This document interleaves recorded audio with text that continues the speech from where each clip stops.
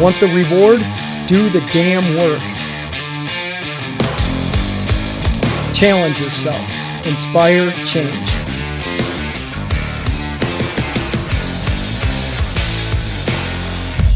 Choice, not luck. What's happening, everybody? Todd Crandell from Ignite Euphoria. Another podcast coming.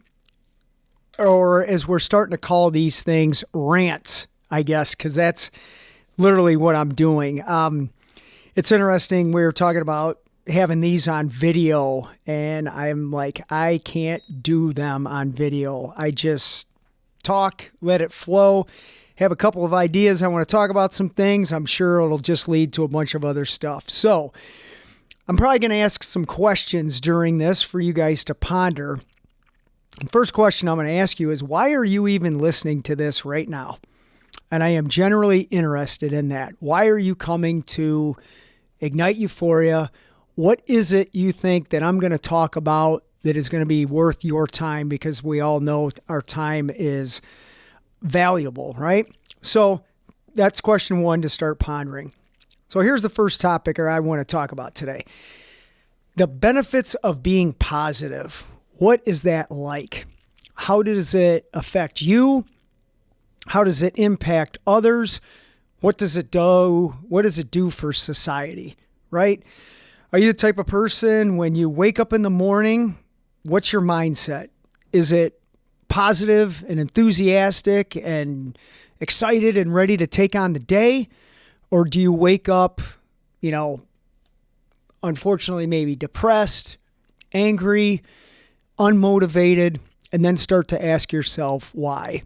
We did this in the Racing for Recovery educational group that I'm fortunate enough to run Monday through Thursday from 9 to 11 with the people that are coming here for help. And I asked them, I said, okay, when you go home tonight, here's your homework. When you wake up tomorrow morning, remember the first thought you had and why it came to be. So what do I mean by that? Well, if you are up all night because you've had too much caffeine, if you're going through a tumultuous time of, a relationship, or you're scrolling Facebook and feeding into all the drama that's on social media, you're probably not going to get a good night's sleep, right? So which leads to you're going to wake up that next morning not feeling well, right? I mean, that's just common sense. So then people are tired. They wake up, they're having a Coke or some caffeinated thing to get their day started, to go to a job that they don't like, to achieve somebody else's goals. That really doesn't sound like a positive mindset. However, if you go to bed knowing you exercise for the day, you ate well, and what do I mean by eating well? Well, if you're listening to this, you know how I eat, and that's plant-based lifestyle.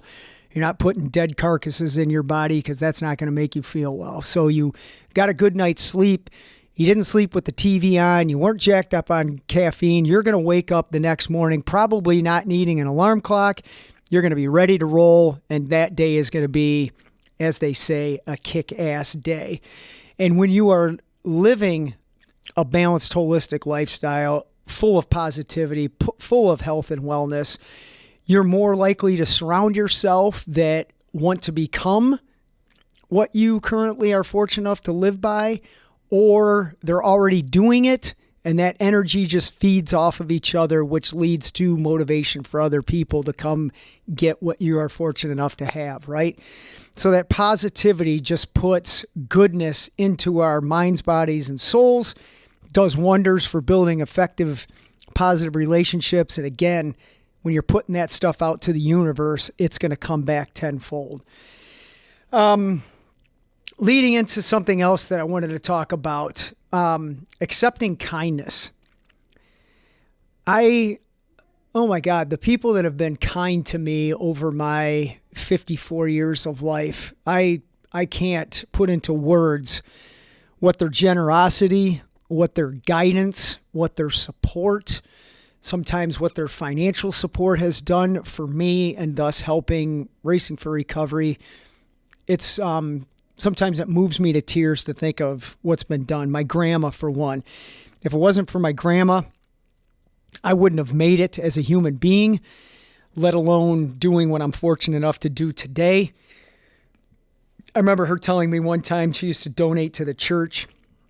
And she said to me when I was struggling with keeping Racing for Recovery alive, she said, Todd, I'm going to donate to you to help you get Racing for Recovery where I see you so hard to working to get it at. And again, if it wasn't for her, on many levels, I wouldn't have the life that I have. And certainly the people that have benefited from Racing for Recovery's kindness wouldn't be where they are today. So with respect to accepting kindness, I can't imagine the people that have done so much for me personally and professionally, not taking that with grace and gratitude and just doing my best to improve as a human being and then transferring that to other people. Never in a million years would I condemn somebody's kindness, criticize it, question why they didn't do more. Again, it's just accepting that kindness with grace is the word that comes to mind, and then doing our best with it. I think that's why kindness is given. It's not given for any other reason other than to help somebody improve their life and pass it forward to help somebody else, right? How's everybody doing with this COVID stuff? It seems like we're going to be turning the corner, right? I'm hearing for Ohio that we're not going to have to wear masks starting in April, which would be awesome, even though we just got about 1,500 Racing for Recovery masks. Well, we can use them for bandanas or something like that anyways, right? So I'm getting ready to start doing Ironmans. Looking forward to going over to Ironman Russia, which I'm excited to go to that country. I always wanted to go to that country. Actually wanted to go to that country and play hockey when I was a kid.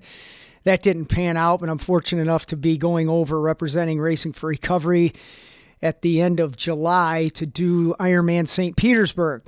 So with respect to that, I know everybody's talking about travel, and you can't travel unless you get a vaccine, which I don't want to get.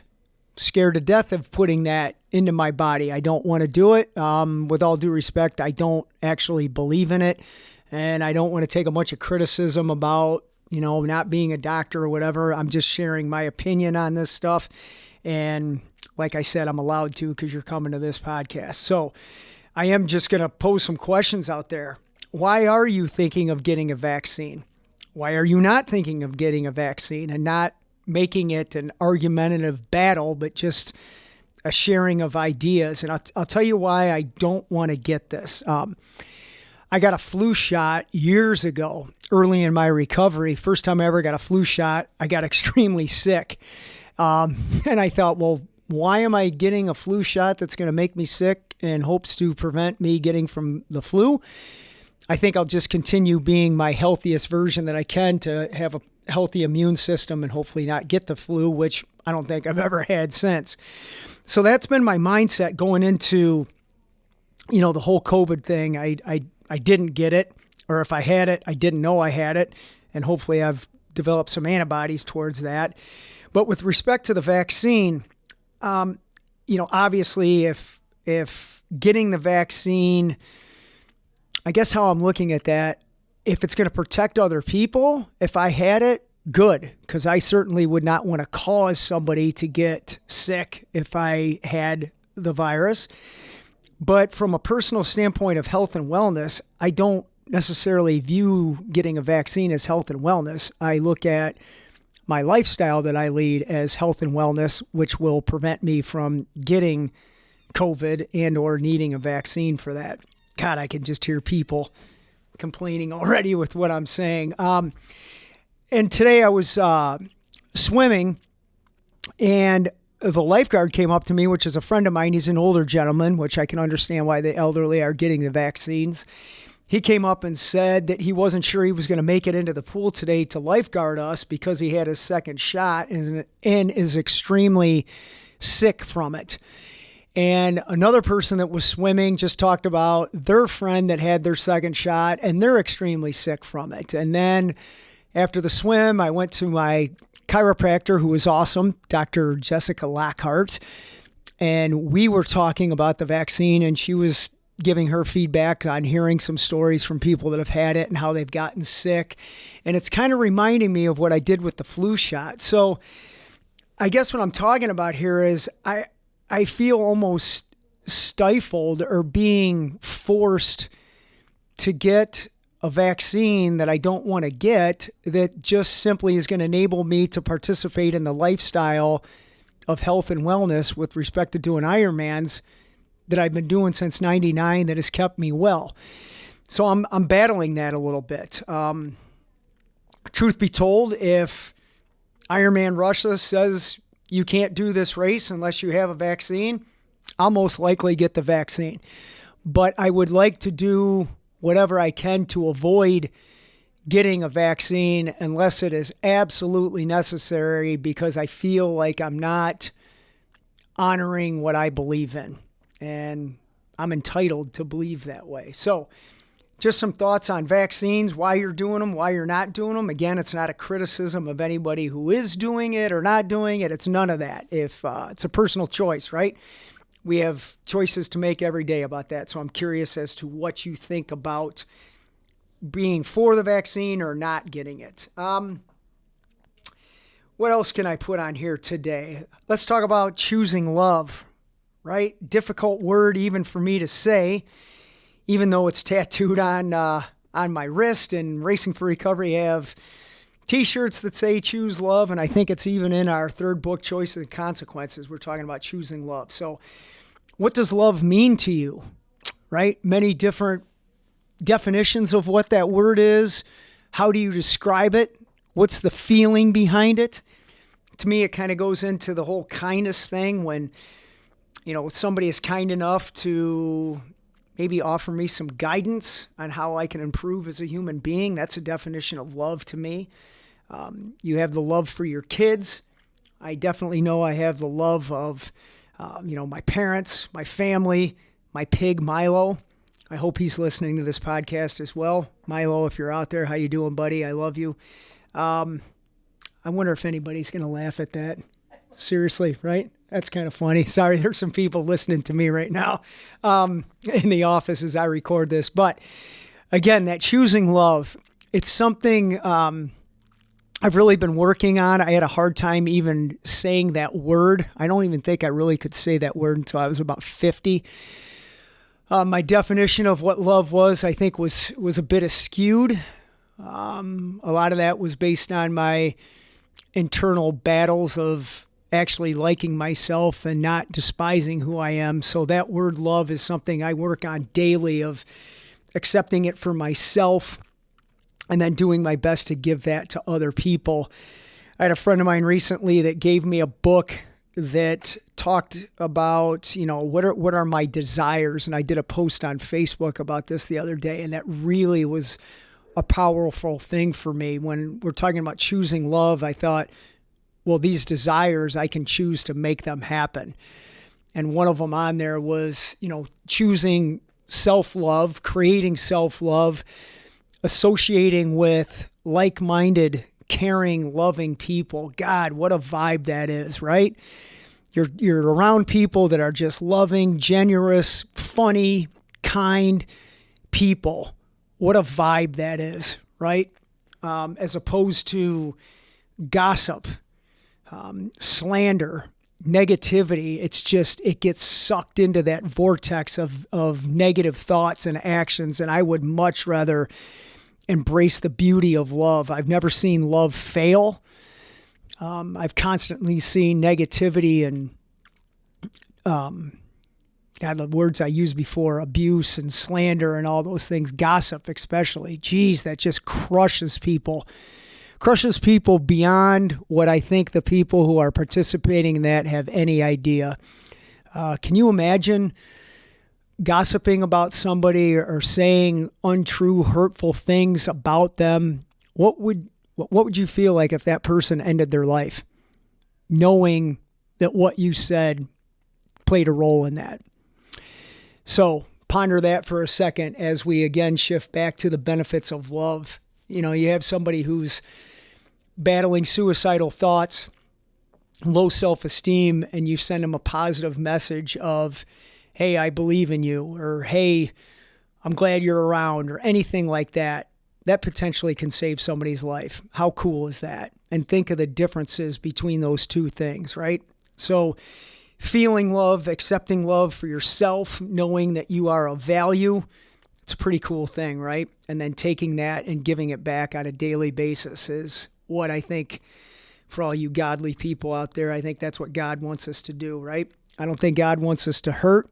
I think God wants us to understand why we're hurting, get some help to understand that hurt, cope with it effectively, and turn it into a lifestyle of health and wellness and kindness to all.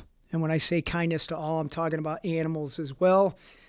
Not eating them, loving all animals, not just certain animals like people. We don't love just certain people. We want to love the human race, right? Regardless of what your sexual orientation is, your religious background is, the color of your skin, or how many piercings you have, or how many tattoos you have, or what kind of pants you wear, or what color your shirt is. It's like, who cares? What's inside of that person? How do we honor that person's goodness that's from within? And how do we help them overcome the hurts that they are most likely going through that you probably have no idea because you can't see those hurts, right? So I think that's about it that I wanted to really cover on this podcast / rant. I hope everybody is well. Take care of yourselves by exercising right, eating right. When you're on social media, put something positive out there, right? Think of this. If you are on a cell phone posting on social media, your life is not that bad. So put something good out there, right? There are people who are starving right now. There are people who are in a nursing home dying because of COVID, that they can't even have their loved ones standing next to them. There are people that are missing limbs. There are people contemplating hurting themselves right now. So if you have the ability to post something on social media and you have an iPhone or whatever device is in your hand, life can't be that bad for you, right? So put some positivity out there and watch what comes back your way. To those that are self-destructing with drugs and alcohol, hey, here's a thought. Give Racing for Recovery a call. 419-824-8462. Or for all of you Motley Crue fans out there, that 8462 actually spells Vince, V-I-N-C. We left off the E. That's Vince Neil, the singer of Motley Crue. So I definitely know people are shaking their heads right now, but who cares? Like I said again, this is my show. So keep it positive out there. Contact us if you need some help. We are looking to get the Racing for Recovery in-house support group meetings going again in April. I am so looking forward to doing that. I know many people are missing those. Once again, Racing for Recovery started over 2 decades ago, right? 20 years of service. The first program ever to combine families along with those that are battling substance abuse. Those support group meetings were powerful for everybody who's been affected by addiction. And we need to get them going again and open this place up. We're fortunate enough that we've been serving over 150 people that live with us during COVID. I'm very thankful we've been able to do that, but we haven't had the public back in the building. We've done a lot of things aesthetically to make this place look even better than what it did prior to COVID. Hiring new people to get the kitchen going more on a daily basis. Looking at offering some other services coming on. We now have 19 employees at Racing for Recovery, which is pretty cool. So things are well, constantly looking at how to get better and improve our services. Thankful to do so. I am honored that people have chosen Racing for Recovery for help. I'm grateful to people that I surround myself here staff-wise on a daily basis. They enable me to be a better human being. I'm fortunate enough to be around them, to learn from them, and then we take all of that knowledge and give it back to people who are coming to Racing for Recovery to get some help. So you guys be well. Check out additional episodes of Ignite Euphoria. Go to the Racing for Recovery YouTube page. Again, be kind to everybody, love everybody, and love yourself as well. Until next time, have a good day. Bye.